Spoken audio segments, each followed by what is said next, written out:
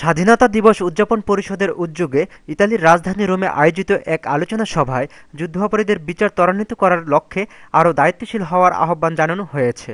রোমের ৬ নম্বর মিউনিসিপ্যাল হলে বিশিষ্ট ব্যবসায়ী হাজী মোহাম্মদ ইদ্রিস ফরাজের সভাপতিত্বে এবং ইতালি আওয়ামী লীগের তথ্য ও গবেষণা বিষয়ক সম্পাদক আলমগীর হোসেনের পরিচালনায় স্বাধীনতা দিবসের আলোচনা সভায় প্রধান অতিথি ছিলেন সর্ব ইউরোপ আওয়ামী লীগের সাংগঠনিক সম্পাদক জি.এম. কিবরিয়া।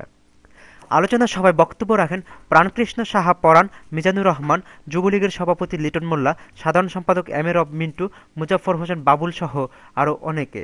সভায় ইতালি আওয়ামী লীগের ত্রিবার্ষিক কাউন্সিলের তারিখ ঘোষণার দাবি জানিয়ে বলা হয়, অন্যথায় তারা নিজেরাই সম্মেলন করবে।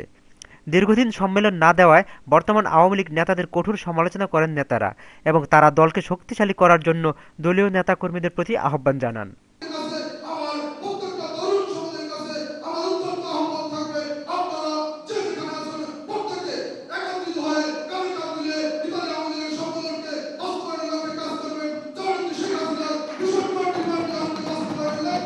বক্তারা স্বাধীনতার সুফল ঘরে ঘরে পৌঁছে দেওয়ার আহ্বান জানান এবং এই সরকারের আমলেই যুদ্ধাপরাধীদের বিচার সম্পন্ন করতে সরকারের প্রতি আহ্বান জানান।